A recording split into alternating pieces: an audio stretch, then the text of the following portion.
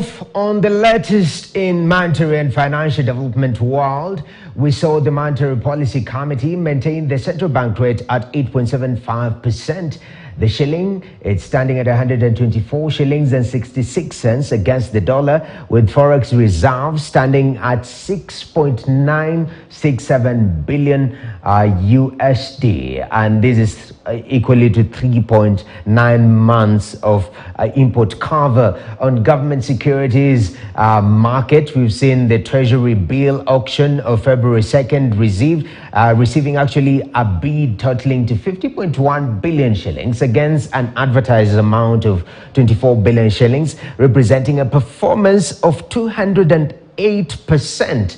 In the equities market at the Nairobi Securities Exchange, we saw the NASI and NSE 25 share price indices increasing by 1.5% and 0.6% respectively. And at this particular moment, I'd like to bring in Eric Musau, who's the Executive Director, SIB Bank, and is in charge of research at Standard Investment Bank. Welcome to the show, Eric. For starters, we've seen the central bank rate being maintained at 8.75% globally, and projections are saying that CBR rate will be going down since inflation is expected also to reduce concurrently. Is it something what should we be expecting in this sector?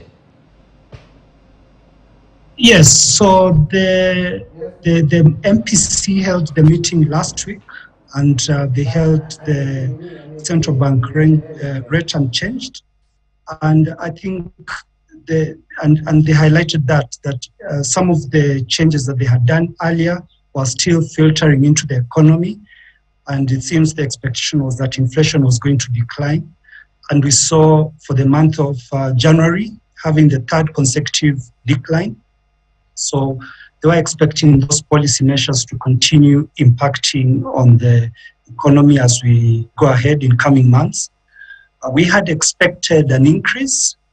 I think they were also aware about what was evolving in the market and that trajectory, and they also guided that they could meet a lot earlier if there was any need for them to meet to make any policy changes. I think overall it seemed to have been the right call given the inflation decline in January and the impact that the higher MPC rate is also in the market.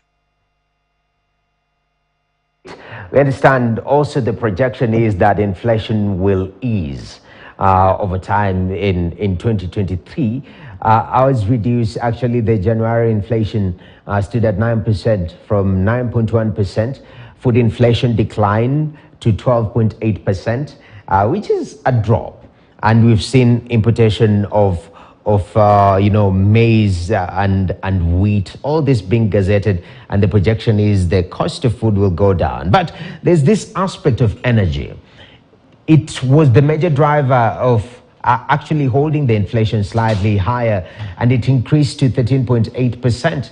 Is this an area that we should be concerned, matters energy, fuel to be specific? It remains a major concern. Subsidies have also been removed, although the motorist, the super consumer is subsidizing the diesel consumer to a certain extent. But I think given the trajectory of fuel prices for the rest of the year, I think we're going to see that unwind so that we do not have subsidies on the one hand, which also has its negative impact, and also so that the burden is not shifted too heavily on the super consumer. Clearly, it remains a major concern because fuel tends to filter across everything else in the economy. But then again, subsidies again has its challenges. It may not reach the right person, the targeted person, and again, it adds a burden to the overall budget and spending.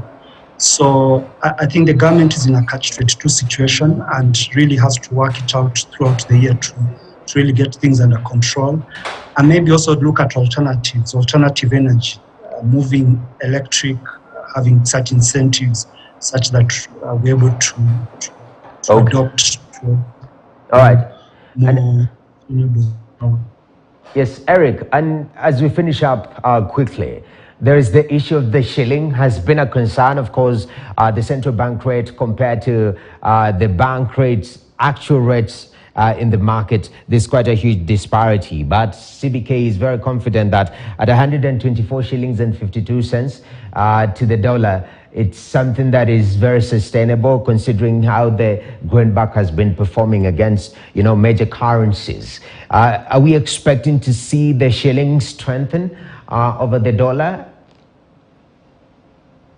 The shilling, and maybe one can say the dollar has been strengthening against the shilling and most of the other currencies across the globe. But also what we've seen locally is that the spreads have widened. So if you go into a bank and you want to buy dollars, you're probably buying them at over 130 shillings. But if you're going to sell, you're selling them at maybe around 120. So, and we saw the banks posting very, very good profitability, a lot of it driven by foreign exchange income. So the banks are also making better margins on the shilling. So, and I think also it's possible that this the allocation of dollars is not equally weighted across the banking sector.